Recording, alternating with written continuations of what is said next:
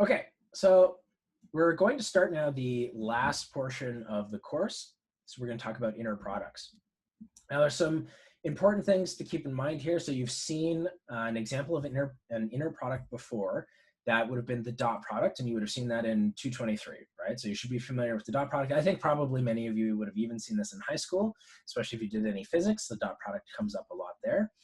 But now we want to, in kind of from 102, how much from 102 should we refer to for future reference? It depends on what you mean. Like, I don't want you to go and study 102 stuff, right?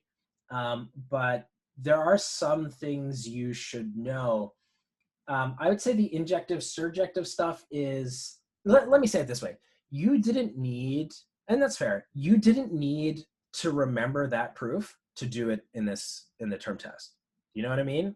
Like, it was not necessary to do that proof. So I am not hinging on 102 knowledge to do anything. I mean, you have to know what the definition of injective and surjective is, right? Like, those are things. And if you didn't know what those are, I would hope that you would come and ask me.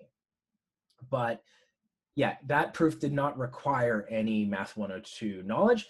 On the other hand, you 100% could have solved by 102. If any of you had said, hey, listen, I know, and then you wrote down that theorem that I just wrote down, if F composed G is injective, then G is injective, therefore the kernel of T is 0. That's 100%, in my opinion. If you want to claim 102 knowledge and use 102 knowledge in order to solve the problems, that's phenomenal. But I'm not going to require it, right? So in this case, you could have done that problem without it. And I'm not going to like pull in some sort of weird abstract fact from 102 in order to make you do it. All I was trying to point out is this is actually a first year question. It was a first year question. You all had seen it before. And so if you remembered it, it could have helped you, but it wasn't necessary to do the problem. So hopefully that makes sense. And yeah, hopefully you understand what I'm saying. You don't need it. It'll help. I wouldn't spend time on it. Your life's probably busy enough, right? So hopefully that answers your question there.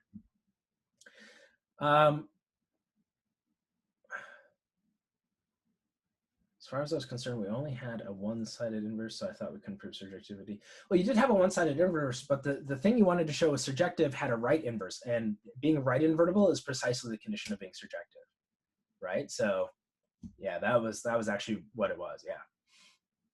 Okay, and again, if you remember that proof, you could have done it that way. You didn't need to know that in order to answer the question. Again, look at the solutions that I posted online. You'll see you can just get it directly.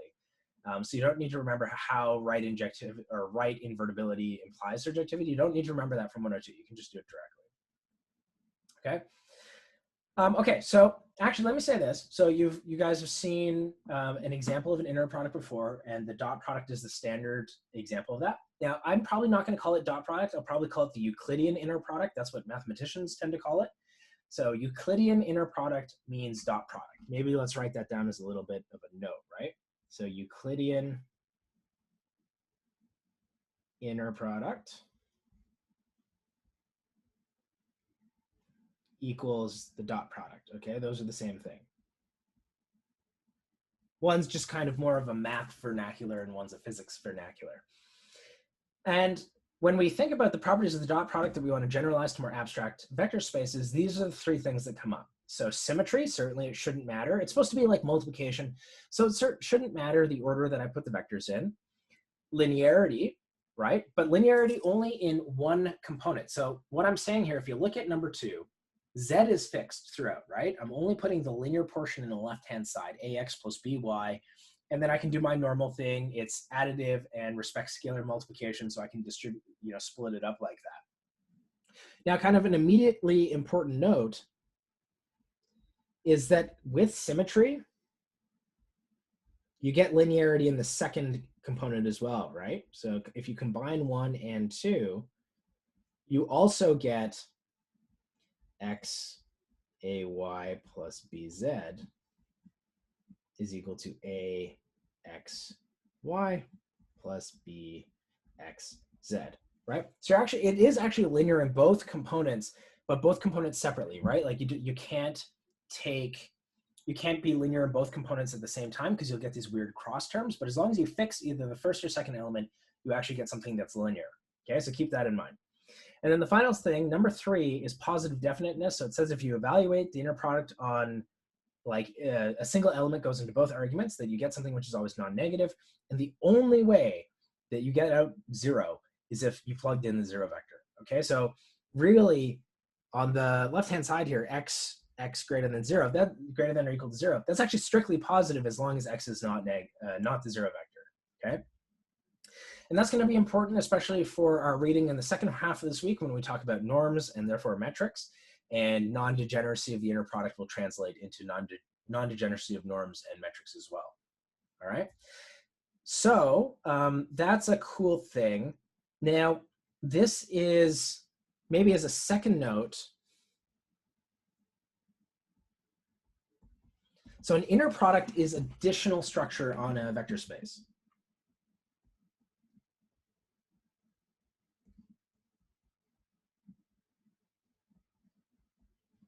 Is an additional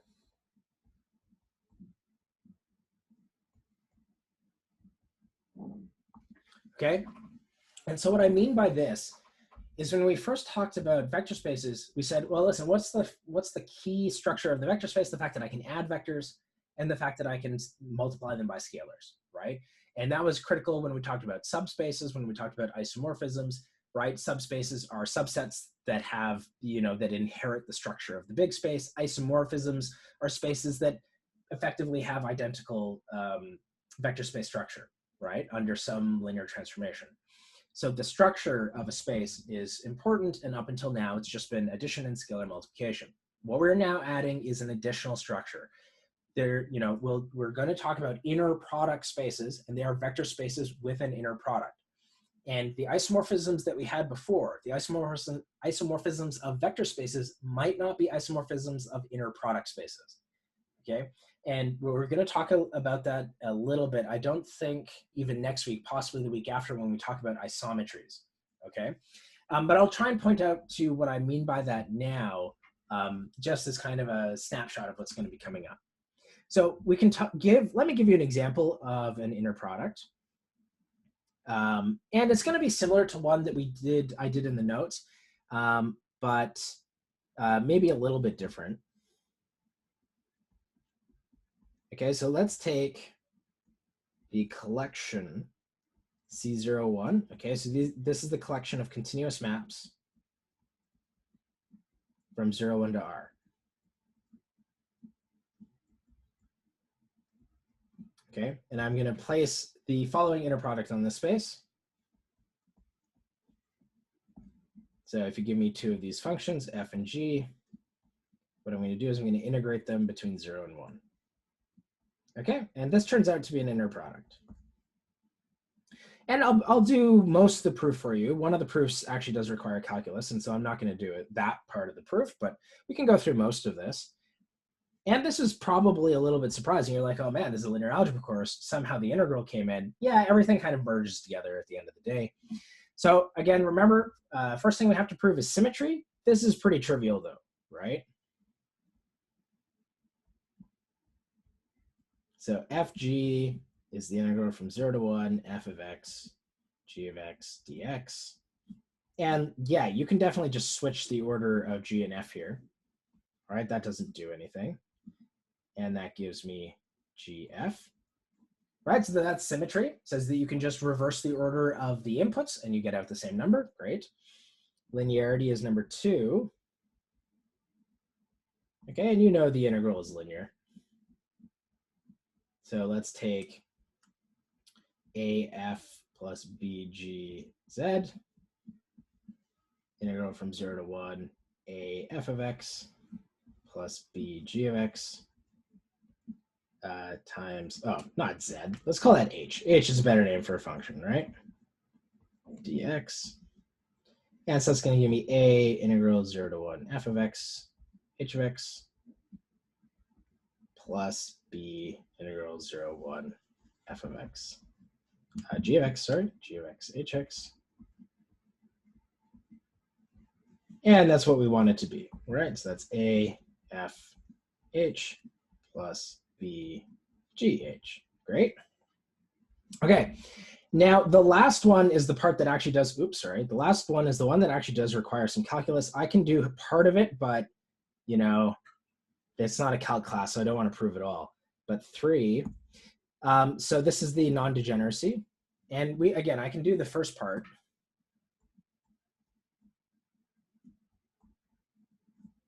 Degeneracy. Okay, so let F be in C01. So I want to prove that what I get out is always greater than or equal to 0. So if I just do F acting on itself, I get the integral from 0 to 1, f of x times f of x dx. Right. 0 to 1, f of x squared. And then because f of x squared is always greater than or equal to 0 by monotonicity of the integral,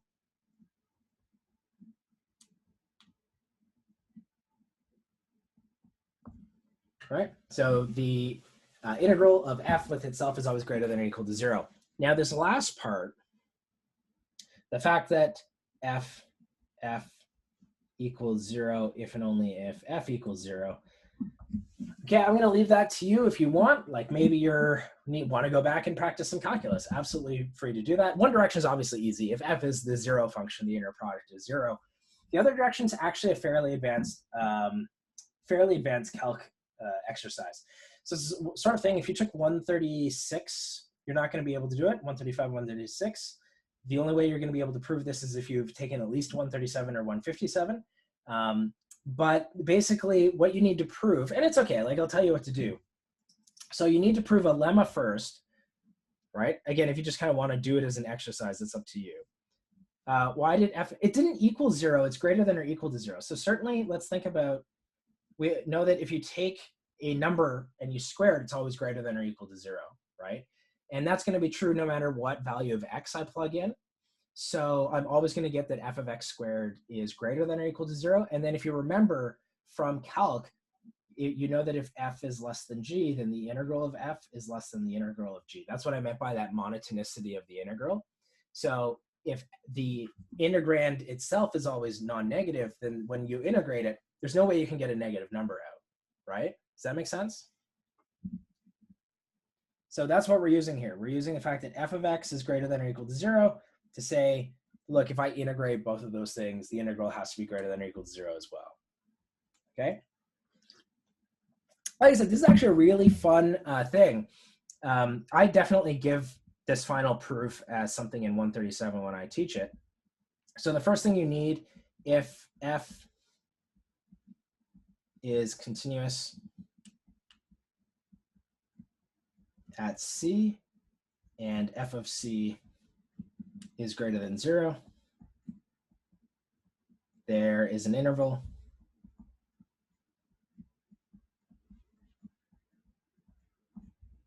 I containing c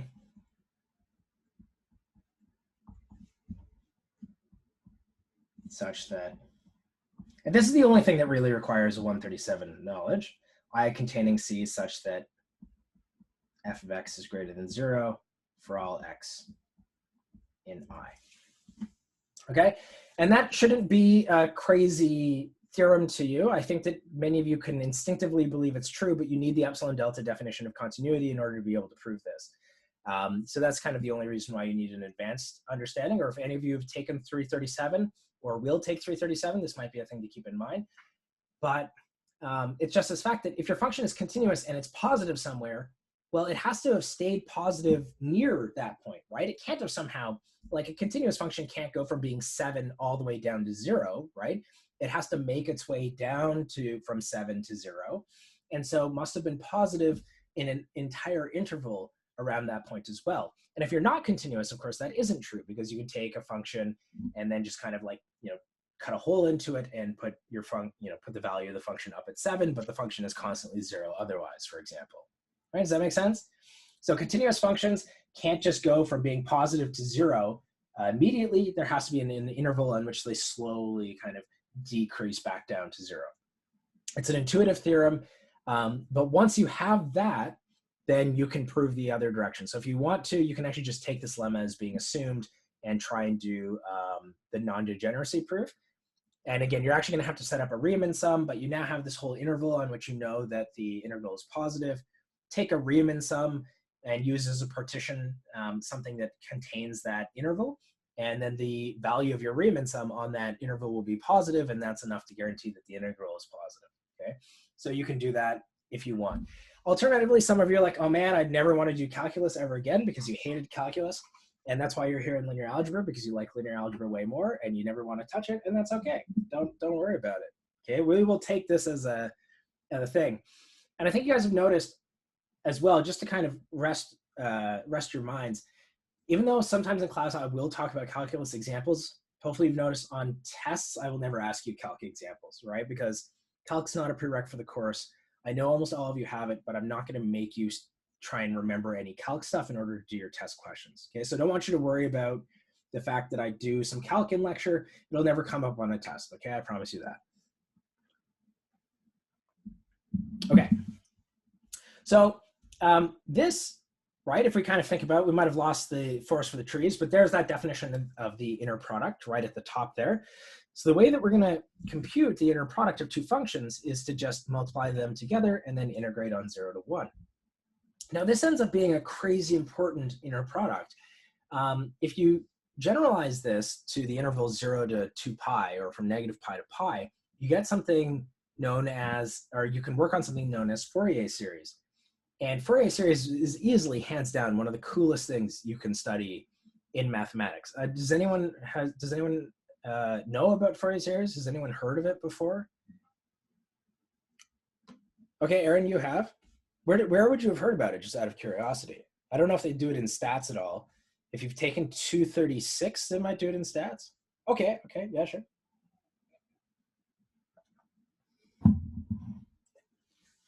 So it's super neat, right? It's super cool. So everyone, you remember in like first year calc when you learned that you could write like every infinitely differentiable analytic function as a power series, right? Like you could extend the Taylor series off to infinity and write everything as like an infinite polynomial, and that was the idea.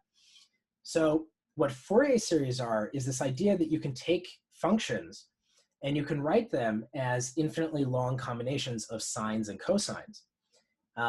And you don't even need infinitely differentiable. You don't even need continuous functions. The cool thing about Fourier series is that you can do this with pretty much anything. And so this ends up showing up a lot in engineering, a lot in physics, and a lot in mathematics. And there's crazy stuff you can do with this stuff. You can do like wave mechanics. You can do encryption. You can do, oh man, what is the, yeah, Aaron starting up a YouTube link. You can do, what is that called? Why is my brain not working? Compression, there we go. So you can do encryption, you can do compression. Like when you send signals, right? Think about how do you send a sequence of zeros and ones through the air? What you're actually doing is you're encoding it into a wave. And then when the wave gets to the other side, what they do is they compute the Fourier series of that wave and are able to use that in order to extract data. So anytime you use the internet, anytime you use your cell phone, there are Fourier series going on. It's all super cool. Like it's easily one of the coolest things I think you can ever learn in an undergraduate program. I think they might do it a little bit in 236. So if that's something that interests you, pursue it there. But it's just, it's so awesome. It's a really cool area of mathematics. So if you ever get an opportunity to kind of explore more about Fourier series, I think it's MAT226. I don't know if they actually do it there. Like for me, that's the first time I learned it was in a vector calc course. But yeah, maybe explore, just pull up the calendar and type in Fourier, right? Fourier, and see if you can find it. It's a super cool area of mathematics. It's definitely worth exploring and it's fun.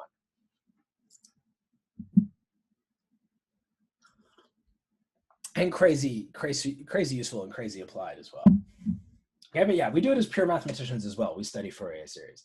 Like the pure mathematics of Fourier series is not as fun as the applied math.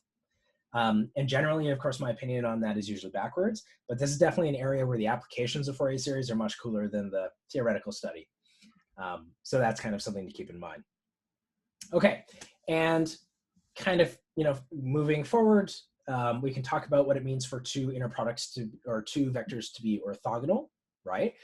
So they're orthogonal if their inner product is 0. And this generalizes our usual idea from the Euclidean inner product, right? The dot product. We said that two vectors in Rn are orthogonal if, when you dot them together, you get the number 0. Now, in Euclidean Rn, there's actual geometry, right? That makes sense, because the geometry of Euclidean, the Euclidean inner product is to do some sort of projection. And two things are orthogonal if they, are actually at 90 degrees to one another, so that when you project this thing down onto this thing, it goes whoop and like just becomes zero, right? Now, that doesn't really make sense when you're like that geometry. The reason why I haven't focused on the geometry is that doesn't make sense in things like functions, right? Like, what does it mean for two functions to be orthogonal? Well, we can define it, and we can say that it's when the inner product is zero, but there isn't a nice geometric intuition behind why that should be true. Okay, so I kind of want us to ignore the geometry of the inner product for now. You can kind of keep the Euclidean inner product in the back of your brain if you want a little bit of intuition, but it can get you into more trouble than it's worth. So nonetheless, we are going to generalize this. We're going to say two vectors are orthogonal if their inner product is zero. So let me give you a quick example. So let's say, consider, oops.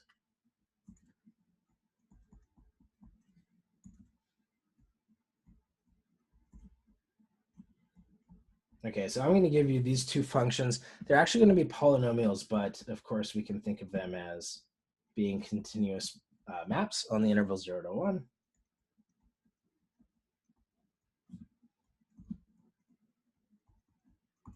Okay, and so I'm going to use the same inner product as above.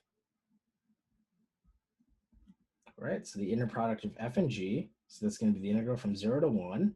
And then I'm just going to multiply this. And again, if you've done any sort of integrals, I imagine you guys are okay at doing this, right? I don't think it's too bad. The integral from 0 to 1, what are we going to get? We're going to get 1 minus 6x plus 6x squared minus 2x minus 12x plus 12x x squared, 12x cubed, which is going to give us the integral from 0 to 1, 1 minus 8x plus 18x squared minus 12x cubed. So that's going to be x minus 4x squared plus 6x cubed minus 3x to the 4 from 0 to 1. And certainly if I plug in 0, I just get 0. So it's just a matter of if I plug in 1, what do I get? So 1 minus 4 plus 6 minus 3. And yep, that is 0. Okay, so here are two functions which are orthogonal, right? And I don't think you could just look at these functions and know that they're orthogonal, right? Like there's nothing here that clearly indicated that that would be true. And it wasn't until we went through and actually did the math that we were able to find that these things, their inner product was equal to 0. So, it can be a little bit more complicated now to actually check whether or not things are orthogonal, but we can still do it. Okay, we can plug things into their inner product and just see if there's 0. Okay, so let me know if there are any questions about that.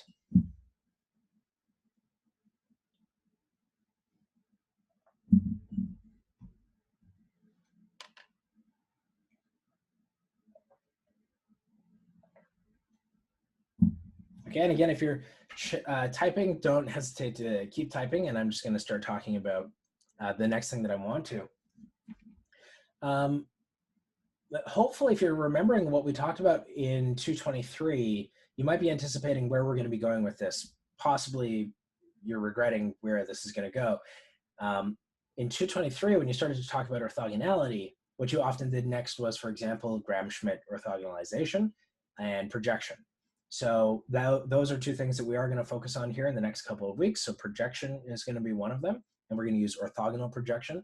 And then the other thing is going to be Gram-Schmidt, and then ultimately some notion of diagonalizability.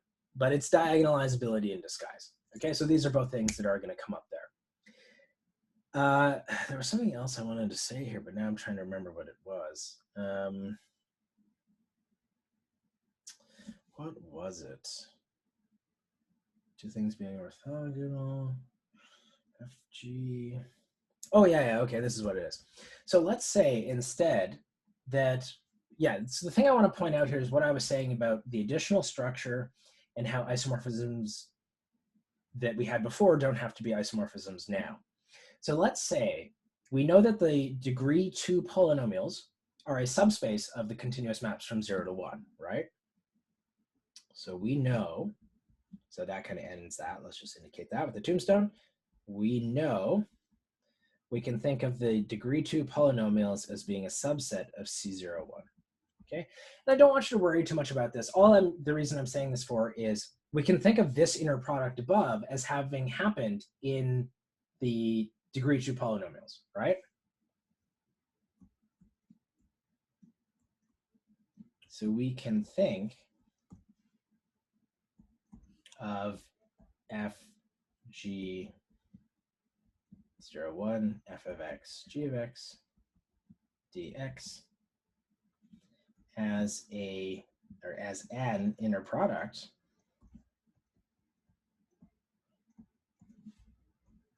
on the degree 2 polynomials. Okay, so if we want to, that's something that we can do. It's an inner product on the degree 2 polynomials. Okay, so here we learned,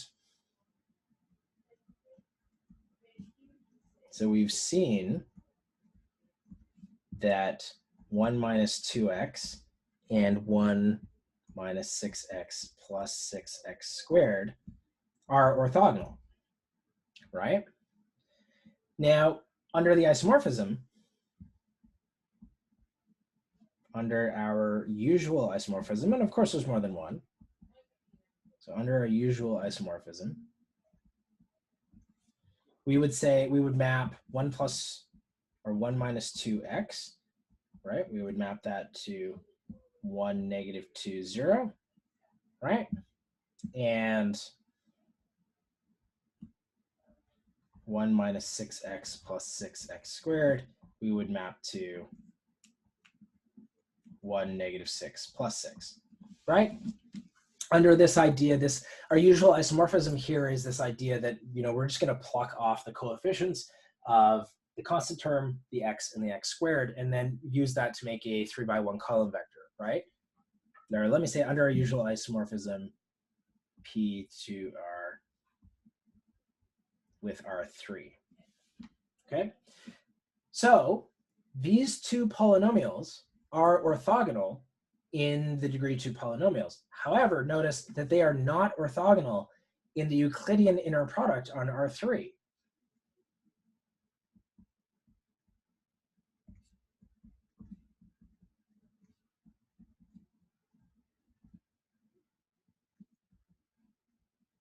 So however, in the Euclidean inner product, if I dot these two things together, 1, negative 6, 6, what do I get? I'm going to get 1 plus 12, which is 13, which is notably not 0, right? So that isomorphism didn't do the trick. It doesn't preserve the inner product. At some point, we've got isomorphisms of vector spaces, which is fine. Addition translates to addition, scalar multiplication translates to scalar multiplication, and that's still true here. However, now we have an additional structure that we want to preserve, namely the inner product. We want that the inner product of things over here gives you the same as their isomorphic images on this side, right? So this is what I meant by an additional structure, which actually invalidates some of our previous isomorphisms. And so they won't be isomorphisms, even though they're isomorphisms as vector spaces, they will not be isomorphisms as inner product spaces. Okay, so hopefully that makes sense. As I endow space with more structure, many of those isomorphisms that we had before just won't preserve that structure, and so we actually have to kind of start to throw them away. Okay, so I will show you how to actually construct this isomorphism because these two spaces are isomorphic. So I will show you how to construct that isomorphism eventually. Like I said, those are called isometries, and if you want to do any reading ahead, you can find the section called isometries, and it'll tell you how to do it. But other than that, I wouldn't worry about that for now. Okay, so are there any questions about this?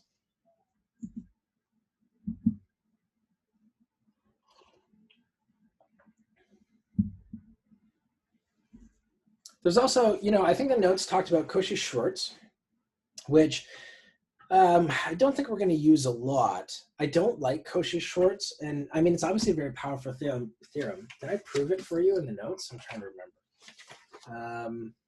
I did prove it. Yeah, exactly. Apparently no one likes it. Like I said, it is a powerful theorem, but if you actually look at the proof, so what I want to say, the proof of Cauchy-Schwarz is stupid. Okay, and I've gotten into arguments with, with other people about this, but the proof of Cauchy-Schwarz is in no way intuitive, right? Like it is not a proof that I remember. I know like thousands of proofs off the top of my head because I've just, ingrained them into me and I just know them off by heart. And, I have a good intuition for the mathematics and so I can reproduce them as necessary. I almost always have to look up the proof of Cauchy-Schwarz because it's so counterintuitive and it doesn't have a good intuition or a good insight as to why this proof works. Yeah, for sure. So what I want to say is, don't worry about the proof of Cauchy-Schwarz. Okay, I don't want you to worry about it at all. I'm telling you, I think it's a stupid proof. Again, it's important. So in that sense, it's not stupid, but it is a proof that is replete, or maybe replete's not the right word. It is a proof that has no benefit. It is completely ad hoc, right? The techniques it used for Cauchy-Schwarz only work for Cauchy-Schwarz. It is not geometric, it's not insightful, and I've thought about it for years, and maybe I just haven't seen it yet, and maybe I just don't know what the intuition is, but I also have never met anyone with the intuition. So far as I can tell, Cauchy-Schwarz, they just those two guys just started plugging things into an inner product and mess around with the algebra until they got something which worked out and was kind of cool and then turned out to be useful. As far as I know, that's how they did it, because I don't see an obvious reason for why this should be true. And I can find the geometry and insight in almost anything. So I don't want you to worry about Cauchy-Schwarz. It's not useful. I've put the proof there for completeness, not because I want you to actually worry too much about it. Okay, so just kind of keep that in mind. Now, you should know the statement of Cauchy-Schwarz. It comes up in the weirdest places, but basically anytime you do an inequality with inner products or, as we'll see later, norms, anytime you have an inequality, it's going to be Cauchy-Schwarz, and you should just always remember that. It's an inequality which pops up almost all the time. Okay? So we're not going to use it too much. I think it'll come up once or twice in the rest of the course, and that's about it. It will come up more in your math careers if you continue. But like I said, I don't want you to worry about it too much, okay? But you can't talk about norms without talking about Cauchy-Schwarz. Okay, so let's move on to the exercises. And what I want, let's do, wait, where are they? This is not the right course I am in. There we go. Okay. Oh, I haven't actually linked them in Quarkus. That was silly. Let me just do that now. It'll take me 5 seconds.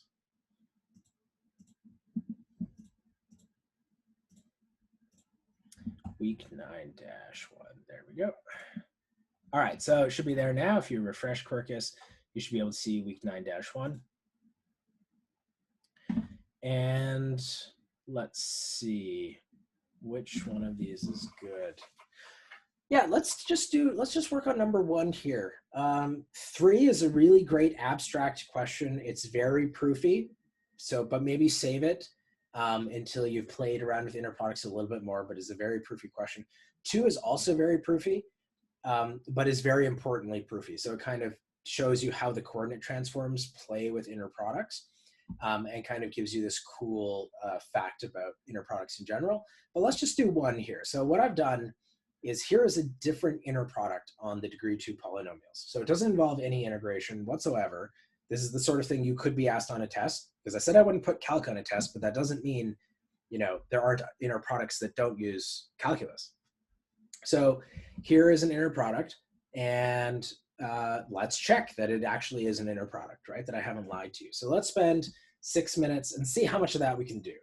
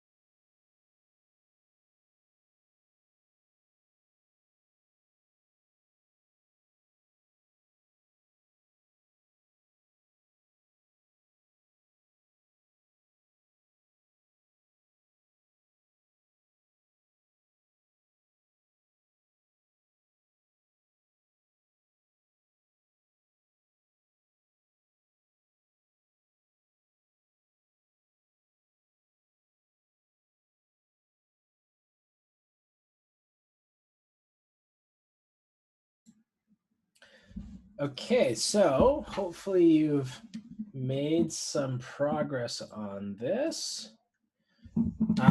Certainly, I hope you all got symmetry. Symmetry is pretty quick, right? I mean, in fact, I don't even think I'm going to do symmetry because it's just like there's nothing to do. So in terms of exercises, so week 9-1 Q1. So symmetry, I'm going to say trivial. Of course, on a test, nothing is trivial. But in this case, yeah, don't worry about it, Aaron. But okay, so in this case, symmetry, I'm going to say is obviously true. If you switch the P and the Q, like you get the same answer, right? It's definitely the same. So linearity is a little bit long. If you will let me, what I'm going to do is I'm actually going to use sigma notation to kind of write out the sum just to save the amount of time that I write. So let's take P plus CQ R like this. So that's going to be the sum from I equals 0 to 2, P plus CQ of I times R of I. Okay, and again, you could write out the whole thing if you really want. I'm just doing this to save myself a little bit of time. P of I, R of I, plus C, sum from I equals 0 to 2, Q of I, R of I. And yeah, that works out to be PR plus C. Oh, that's not a very good angle bracket. CQR like so, right? Okay, and then finally, we need non-degeneracy.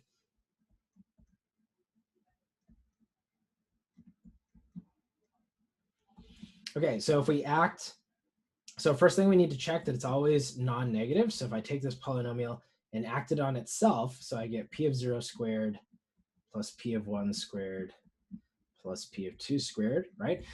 This is definitely a sum of non-negative things, right? P of 0 squared is non-negative, P of 1 squared is non-negative, so on and so forth. So everything here is non-negative. I add them all together, and I get something greater than or equal to 0. If P of 0, or P of x is the 0 polynomial, then certainly, oh, my writing is getting messy. Certainly PP is 0. Okay, now conversely, so if this thing is 0, so this is always the hardest step, right? Is this part of the proof right here. So you know that this is 0, right? And that implies that each of those things has to be 0 as well, right?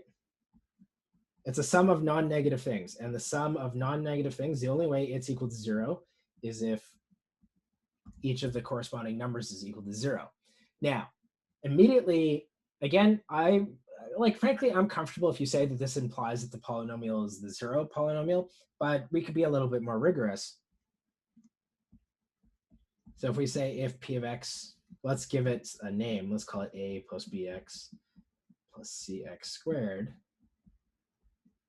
Then this tells me that A is equal to 0, right? This is the condition that P of 0 is 0.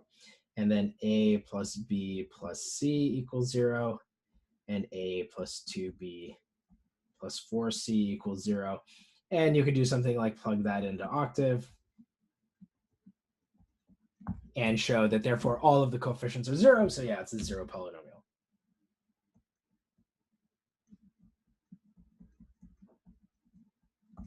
All right, and you're done.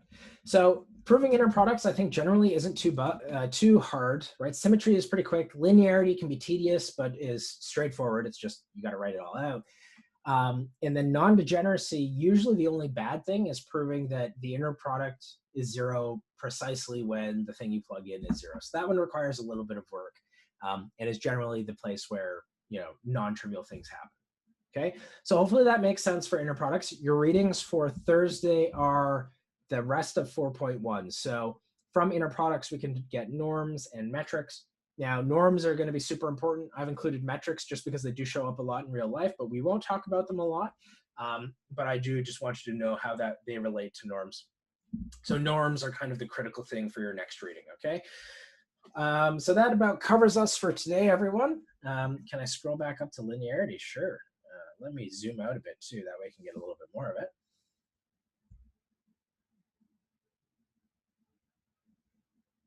Right. So that's going to cover us for today. So thanks for coming, everyone. Again, I'm hoping that we'll be done the marking by Friday, but at least one TA is doing some other marking and some more tests this week himself. So we might be a little bit delayed, but again, we're aiming for Friday. So keep that in mind. I'll update you a little bit about that on Thursday. Assignment 4 is due this week, so make sure that you give that a shot. But other than that, I don't think you have too much to worry about for us this week. Okay, everyone. So have a good couple of days, and I'll see you all on Thursday.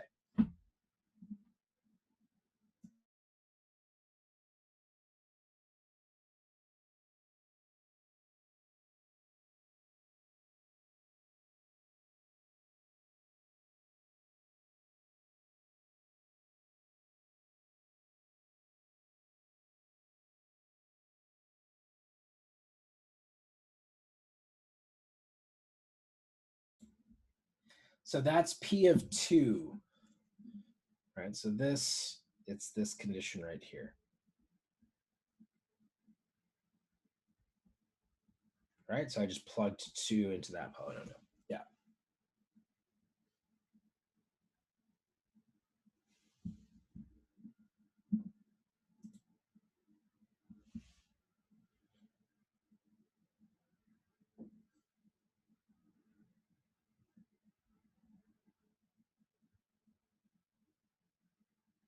No problem.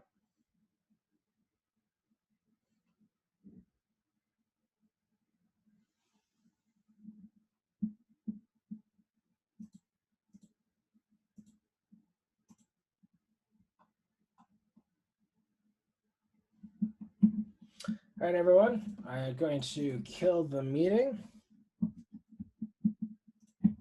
and I will see you later.